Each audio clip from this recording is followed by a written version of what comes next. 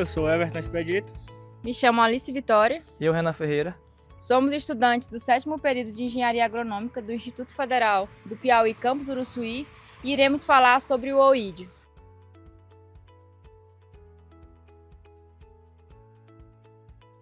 O oídio é amplamente distribuído na natureza e, apesar de ocorrerem em ambientes úmidos de clima frio, são favorecidos em ambientes quentes e secos. Existe uma ampla gama de espécies que podem ser afetadas, como gramíneas, olerícolas, plantas ornamentais, frutíferas e espécies florestais. Espécies silvestres e plantas daninhas também podem ser atacadas, inclusive servindo como um hospedeiro alternativo da doença. Um exemplo que a gente tem aqui é a planta urucum, que apresenta a doença. Apesar de ser pouco comum a morte da planta, os danos causados podem ser vistos através da redução do desenvolvimento e produção do hospedeiro. Segundo a classificação de McNeil, o oídio é classificado como uma doença do grupo 5, que interfere na fotossíntese. Este fungo interfere no processo de fotossíntese, retirando os nutrientes da célula e diminuindo a quantidade de luz que chega à superfície da folha. Em alguns casos, os danos causados na produção podem chegar a até 40%. Quanto aos sintomas, são facilmente identificáveis e sempre se manifestam na forma de eflorescência ou bolor pulverulento, de coloração branca ou levemente cinza. Esta eflorescência, formada por micélios, conidióforos e conídeos do patógeno, pode ser encontrada em diversos órgãos vegetais, como meristema, ramos jovens, flores, frutos e principalmente nas folhas. Nas folhas, eles são encontrados frequentemente na parte adaxial da folha, mas também pode ser encontrado na parte abaxial.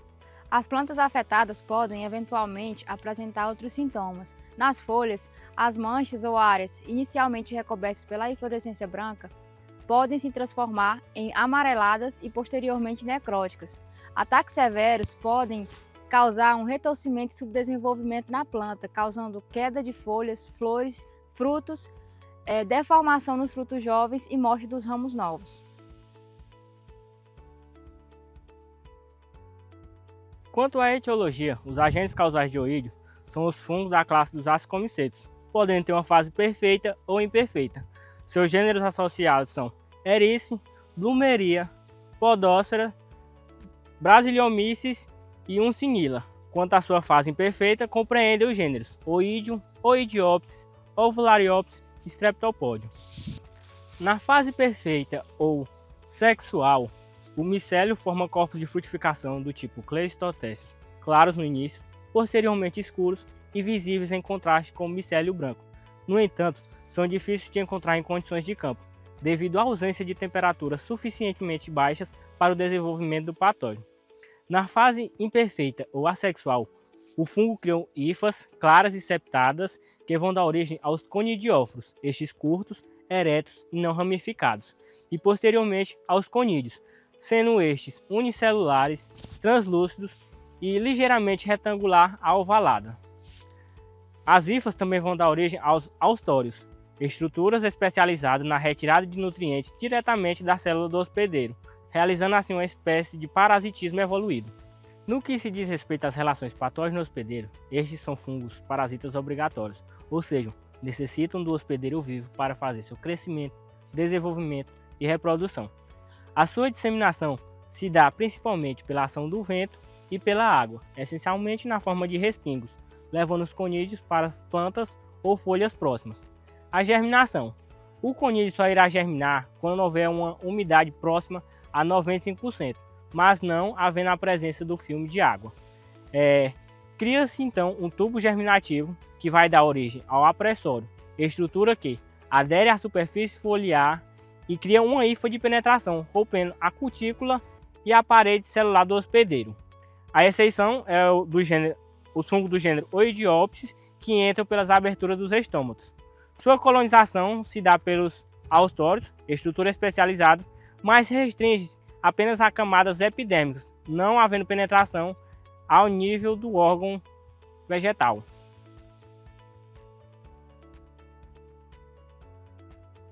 Quanto à reprodução, com o crescimento dos micélios, o fungo inicia a produção de conídeos em grande quantidade, o que dá origem à típica eflorescência branca pulverulenta, que é o principal sintoma visível da doença. Em temperaturas mais baixas, pode ocorrer a formação de cleistotécios, que garante a sobrevivência do fungo no ambiente. A sobrevivência do patógeno em regiões tropicais e subtropicais, ela ocorre através dos micélios e dos conídeos, que são produzidos pelo próprio fungo, em plantas do próprio hospedeiro, em plantas voluntárias ou em hospedeiros alternativos, como ervas daninhas ou espécies silvestres. As plantas infectadas, elas continuam sendo fonte de inóculo para novas infecções, com os conídeos sendo novamente dispersados pela água ou pelo vento. Algumas culturas são mais severamente atacadas pela doença e apresentam aí danos maiores e mais constantes. Como exemplo, temos o oídio do trigo, como doença tipo. O agente causal do oídio do trigo é o fungo Bloomeria graminis, que na sua fase imperfeita corresponde a Oidium monilioides. Quanto ao controle, as principais medidas utilizadas são a utilização de variedades resistentes e o uso de produtos químicos. O melhoramento genético tem tornado viável a utilização de variedades que possuem resistência vertical e horizontal. O controle químico do oídio envolve pulverizações feitas com fungicidas específicos, bem como aqueles à base de enxofre, mas tem que ter cuidado, pois pode acarretar numa fitotoxidez, dependendo da dosagem ou da cultura tratada. Uma medida alternativa que pode auxiliar no controle da doença é a erradicação parcial do patógeno. Isso pode ocorrer através da eliminação de plantas voluntárias ou de hospedeiros alternativos, como ervas daninhas ou plantas silvestres, que abrigam o patógeno no período de entre-safra da cultura.